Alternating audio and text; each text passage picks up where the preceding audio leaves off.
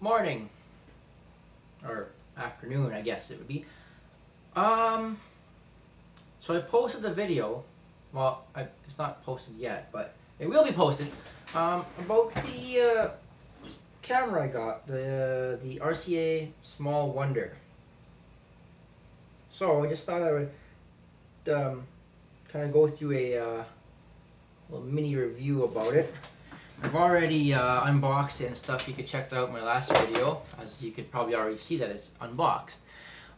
So I had a few days, or a day actually, to play around with this, and personally, I don't really like it for several reasons.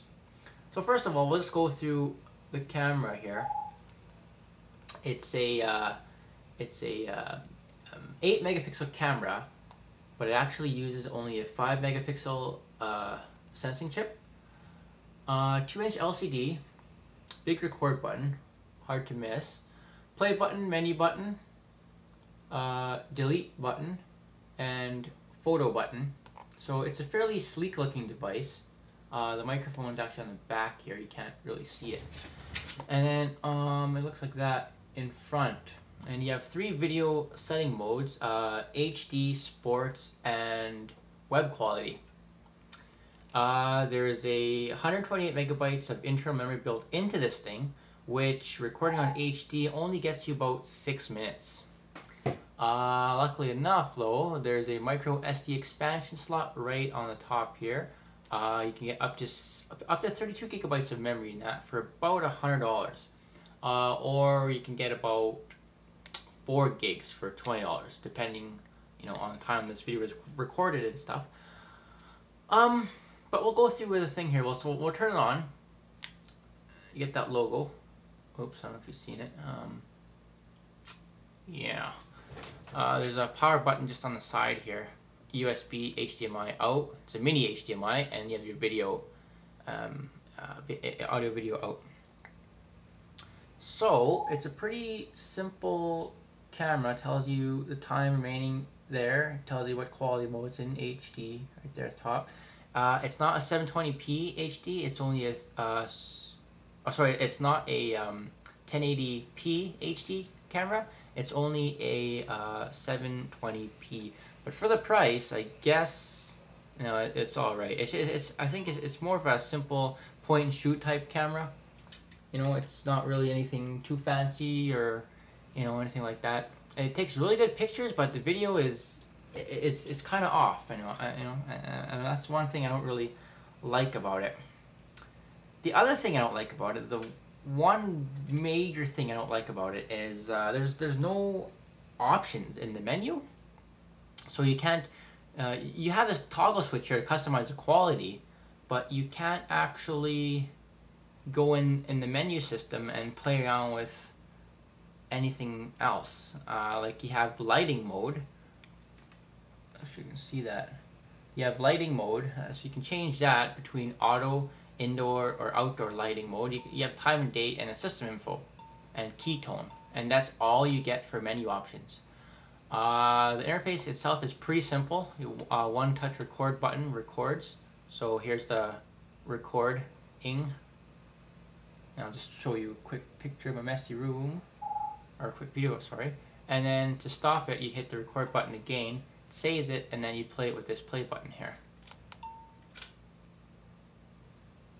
Records. So here's the recording.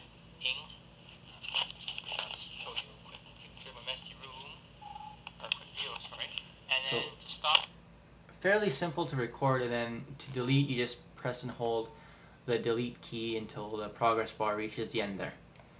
And to delete all, you could hold it down again. So pretty simple interface. But like I said, the thing I don't like about it, it uses micro SD cards, which they're getting cheaper and cheaper, but they're not to a point yet where they're really cheap. So that's one thing I don't like about it. The other thing I don't like about it is the quality, especially for indoor quality. The indoor quality is not that great. And another thing is the format. You don't have any option as to what format it records in. So it records in it outputs as .avi files. So if you're using the software it comes with, you're good on Windows. But for the Mac users, not so great at all. For myself personally, I like to edit all my videos in iMovie 08 and soon to be iMovie 09 when I do get it. And the software just doesn't allow importing of AVI files. There are probably workarounds, but I would like a simple, very, very simple, straightforward solution. So, I mean, this is going to be a really, really short review, but that's all I got for this. Personal rating, I'd probably give it, I'd give it a 5 out of 10. You know, it's good for just simple, really fast startup, capture your video, save it, export it to YouTube kind of thing, but not a whole lot of options available, not a whole lot what you can do with it in terms of, customizing or editing as far as being on a Mac goes. So that's my take on this. This thing I got from the Source, and it retails for $170.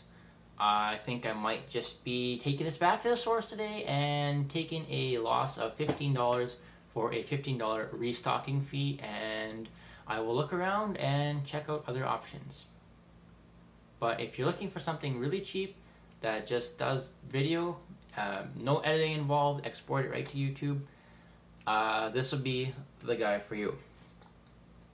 However, for me, it's a little bit limiting. And that's my review. Thank you.